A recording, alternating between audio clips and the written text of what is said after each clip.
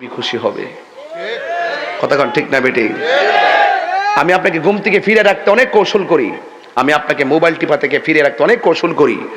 আপনি বাড়িতে চলে যেতে চান, আমি ধমক দিয়ে বসাই, কারণ এটা জান্নাতের বাগান। তুমি কোন জায়গা ছেড়ে দিচ্ছ, কোথায় যাচ্ছ? এই জন্য আমি তাকে বলছি, আই ডোন্ট লাইক দিস। মনে মনে তওবা করো না। আল্লামা সাহেব সিরাজ হুজুরের যোগ্য উত্তরসূরি ডক্টর শেখ শিববির আহমদ হুজুর, বদদুয়া লাগলে ধ্বংস হয়ে যাবা। চাপাবাজি করছি না, আশিকে রাসূল মারহাবা কোন।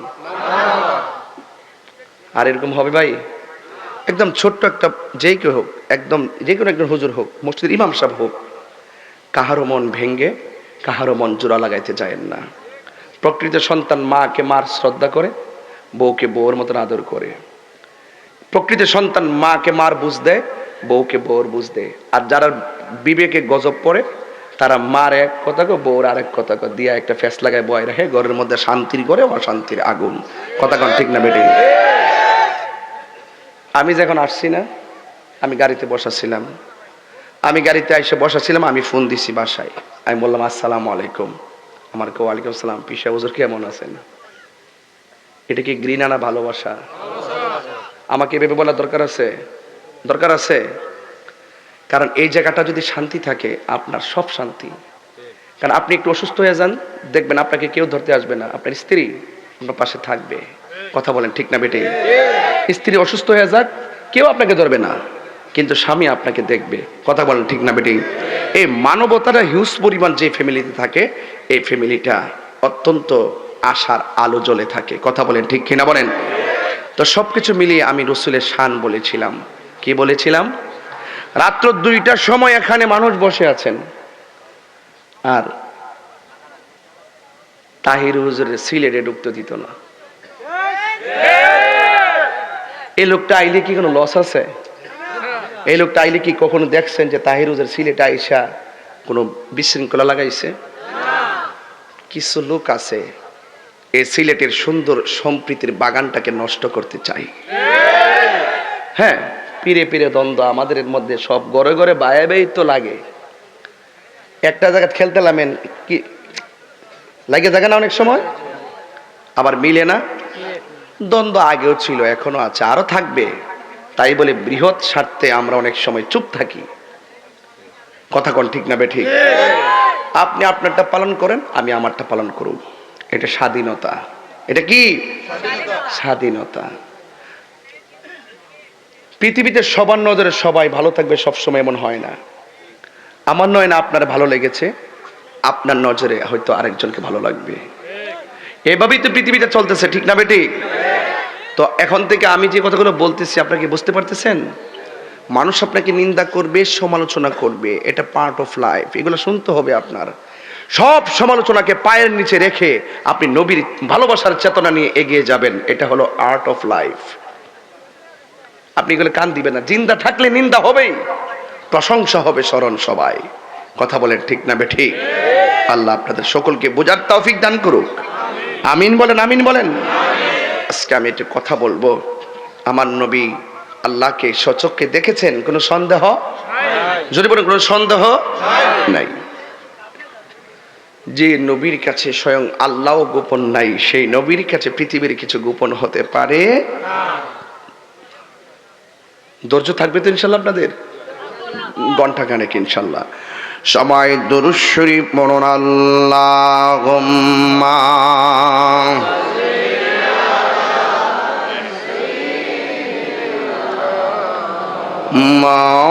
মাওলানা মুহাম্মদ ওয়া আলা আলি সাইয়্যিদিনা। মোহাব্বতে বলুন আল্লাহুম্মা সাল্লি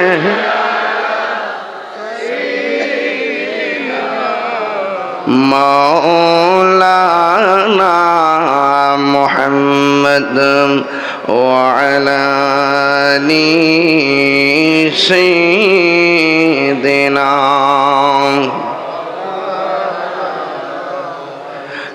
লা ইলাহা ইলাহা লা জোরে লা ইলাহা লা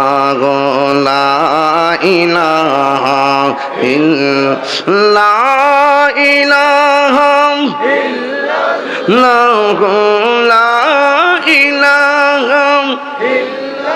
লা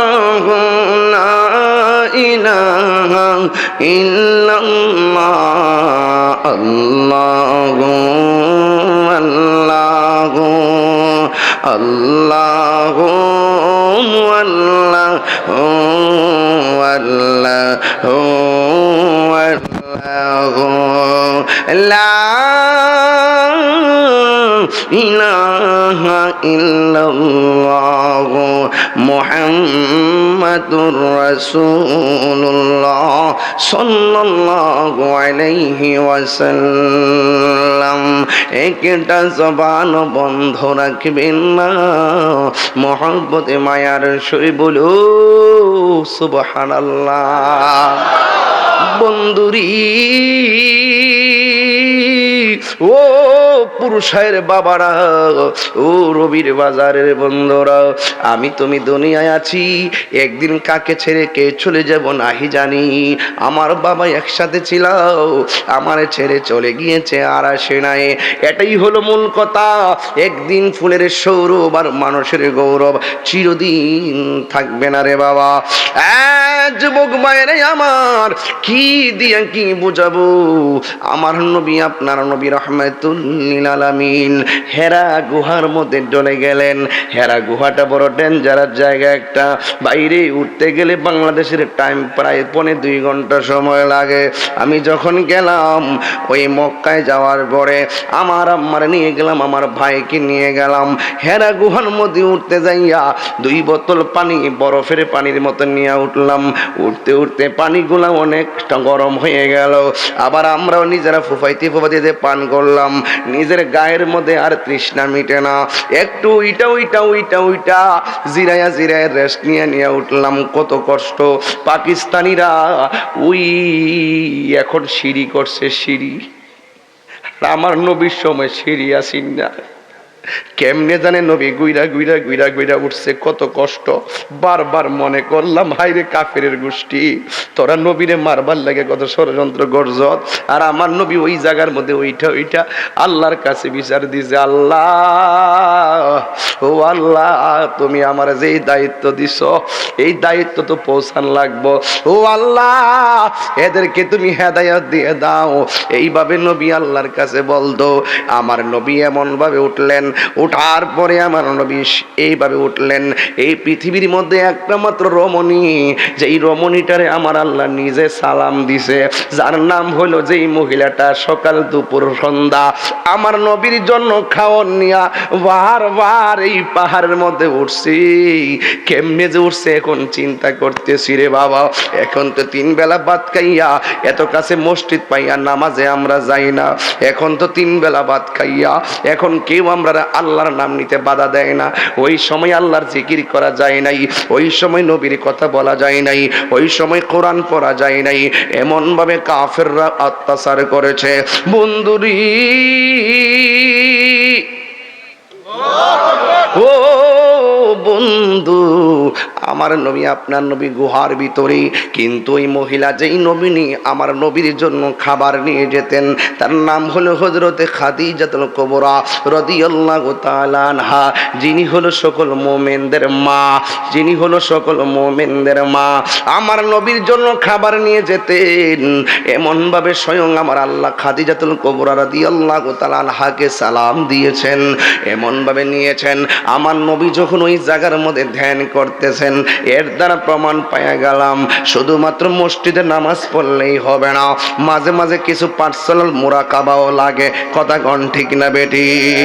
আমার দেশের কিছু বিশ্রাম আছে, ঘরের মধ্যে বইয়া বইয়া জিকির করে আল্লাহ আল্লাহ আল্লাহ আল্লাহ আল্লাহ। যদি তার কানের মধ্যে মুখটা লাগাইয়া গিয়া কোন রবির বাজারে ফিলিস্তিনের পক্ষে ইসরায়েলের বিরুদ্ধে মিছিল হইব, ও পিসাব হুজুর একটু থামন লাগবো, এই পিসাব তোমরা যাও। কয় তোমরা যাও, এরা রাজপথে এদেরকে পাওয়া যায় না, এরা আসে না। আবার যদি তার ডায়াবেটিস থাকে 22, তারে যদি ইচ্ছা মতো 8 প্রকার আইটেম দিয়া খাওয়ন দিয়া লাস্টে যদি কোন হুজুর একটু মিষ্টি মুখ করা সুন্নত করেন, দোষান দি মজা হইতো লাগে। এই সুন্নতটা পালন করে, মিসওয়াকের সুন্নত পালন করে, আঘাত খাইয়া যে দিনের জন্য হকের জন্য রক্ত ঝরানো সুন্নত, এটা তারা পালন করতে চায় না। ঠিক কি না বলো?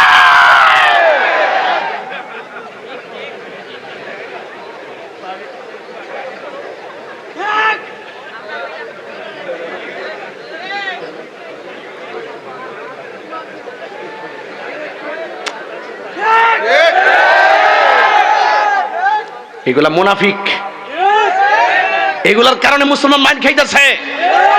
ওই দিকটা ফিলিস্তিনে মারে, আর ক্ষমতাধর মুসলিম রাষ্ট্রগুলো এদের সঙ্গে ইসরায়েলের সঙ্গে আঘাত করে চলে। এই জন্য মুসলমানদের এই অবস্থা। হাত তুলে বলো ঠিক কি না বলো?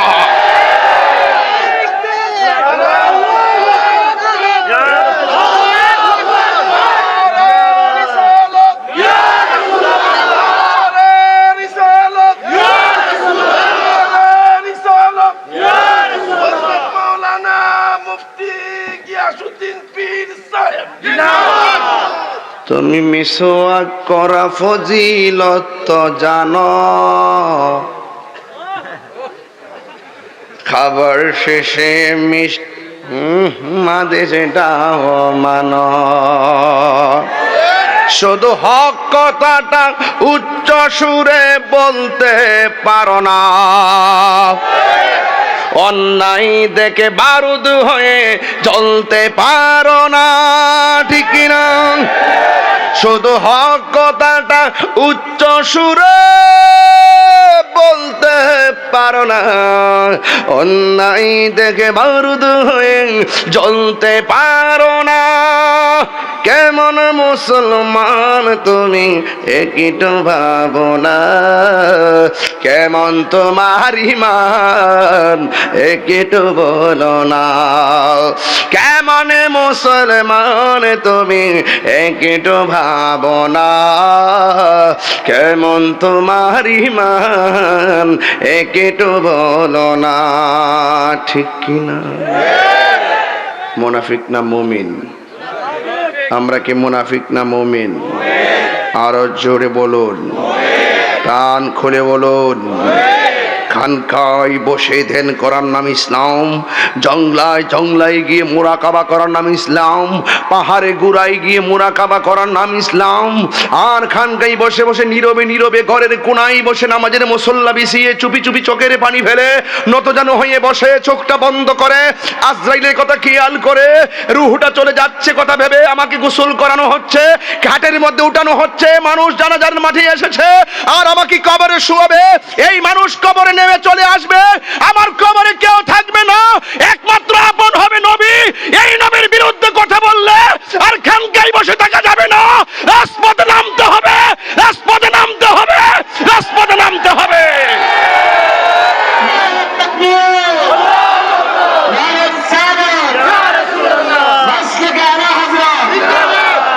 ঠিক কিনা বলেন? যুবক ভাইরা আমার, কথা বলবো অল্প সময়, কিন্তু 3 ঘন্টার মেসেজ দিয়ে যাবো, বুঝলে ভালো কথা, না বুঝলে জানি না কিছু।